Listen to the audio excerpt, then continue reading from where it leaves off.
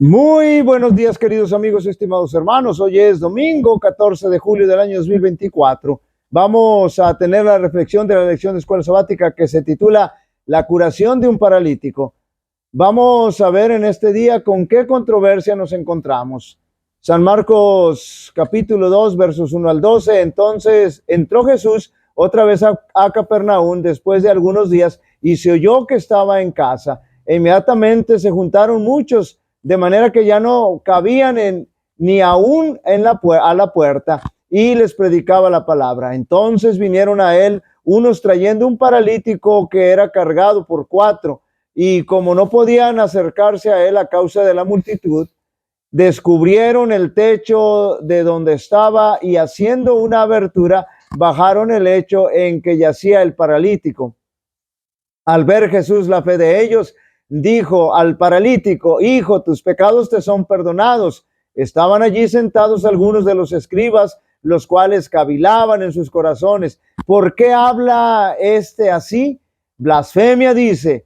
¿Quién puede perdonar pecados sino solo Dios? Y conociendo luego Jesús en su espíritu que cavilaban de esta manera dentro de sí mismos, les dijo: ¿por qué caviláis así en vuestros corazones? ¿Qué es más fácil decir al paralítico: tus pecados te son perdonados, o decirle: levántate, toma tu lecho y anda? Pues para que sepáis que el Hijo del Hombre tiene potestad en la tierra para perdonar pecados. Dijo al paralítico: a ti te digo, levántate, toma tu lecho y vete a tu casa. Entonces él se levantó enseguida y tomando su lecho salió delante de todos, de manera que todos se asombraron y glorificaron a Dios, diciendo: nunca hemos visto tal cosa. ¿Cuál era en realidad la necesidad más grande que tenía el paralítico?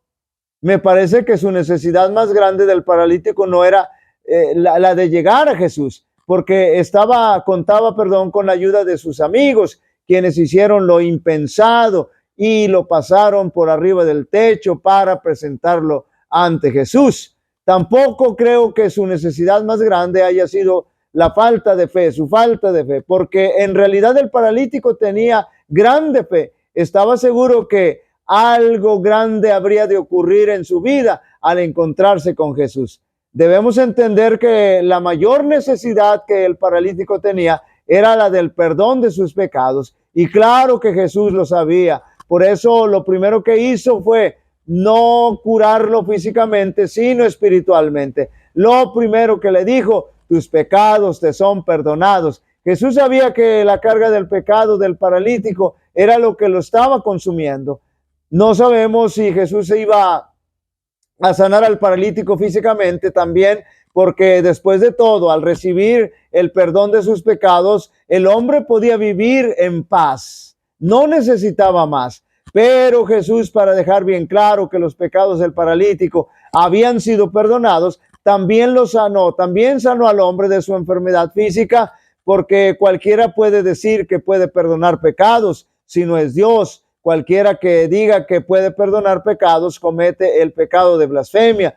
Pero Jesús, como es Dios, no cometió pecado de blasfemia y pudo perdonar los pecados del paralítico. Es decir, tenía poder para perdonar los pecados del paralítico. La fe verdadera, queridos amigos y hermanos, se puede identificar por sus obras. Los amigos del paralítico demostraron que tenían fe verdadera, porque hicieron lo posible para presentar ante Jesús a su amigo paralítico. El Señor Jesús vio y reconoció su gran fe, la fe de ellos, pero también la fe del paralítico. Y aquí tenemos la controversia de este día. Aparentemente la mayor necesidad del paralítico era la salud física. Sin embargo, Jesús, que todo lo sabe, fue directo a atender su gran necesidad, su real necesidad, porque al sanar al hombre paralítico demuestra que sus pecados le fueron perdonados. Es decir, la gran necesidad del hombre paralítico era la del perdón de los pecados. Y esto incomodó terriblemente a los líderes religiosos que lo tildaron de cometer blasfemia, pero no querían aceptar que estaban delante de la divinidad. Por lo tanto, Jesús nunca cometió blasfemia. Lo triste del caso es que estos líderes religiosos perdieron de vista, noten bien lo más importante, y notemos lo que dice Miqueas: ¿con qué me presentaré ante Jehová y adoraré al Dios Altísimo? Me presentaré ante él con holocaustos, con becerros de un año. ¿Se agradará Jehová de millares de carneros o de 10,000 arroyos de aceite? Daré mi primogénito por mi rebelión, el fruto de mis entrañas por el pecado de mi alma.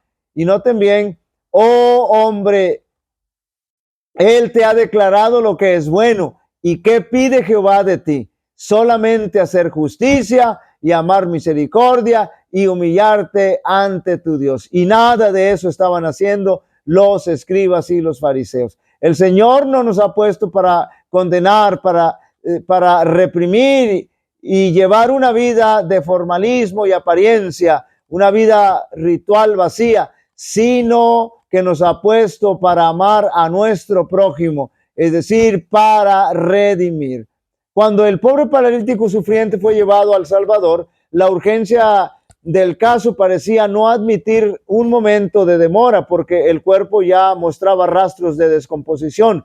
Cuando aquellos que lo llevaban en su cama vieron que no podían llegar directamente a la presencia de Cristo, inmediatamente abrieron el techo y bajaron la cama donde yacía el enfermo de parálisis. Nuestro Salvador vio y comprendió perfectamente su condición. También sabía que este miserable tenía una enfermedad del alma mucho más, note bien, grave que el sufrimiento corporal. Sabía que la carga mayor que había llevado por meses era una carga de pecados. La multitud esperaba en el suspenso más absoluto para ver cómo Cristo trataría este caso aparentemente tan desesperado, y se asombraron al oír las palabras que cayeron de sus labios: ten ánimo, hijo, tus pecados te son perdonados. Estas eran las palabras más preciosas que podían llegar a oídos de este enfermo sufriente, porque la carga del pecado había caído tan pesadamente sobre él que no podía encontrar el menor alivio. Cristo levantó la carga que lo oprimía tan abruptamente. Al ser restaurada la mente en un estado de paz y felicidad, el cuerpo sufriente puede ahora ser alcanzado. Los rabinos habían esperado ansiosamente, noten bien, para ver en qué forma iban a disponer, iba a disponer Cristo en este caso. Y ahí están cizañando, pensando la controversia. Recordaban cómo el hombre se había dirigido a ellos en busca de ayuda y le habían negado, note bien, toda esperanza o simpatía. No satisfechos con esto, habían declarado que sufría la maldición de Dios por causa de sus pecados. Esas cosas acudieron nuevamente a su mente cuando vieron al enfermo delante de sí. Los escribas nuevamente se les estaba remordiendo la conciencia, pero no se arrepentían.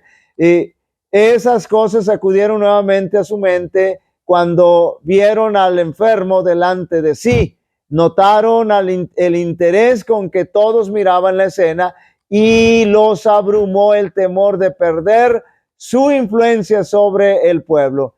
Fijando en ellos una mirada bajo la cual se atemorizaron y retrocedieron, Jesús dijo: ¿por qué pensáis mal en vuestros corazones? ¿Por qué?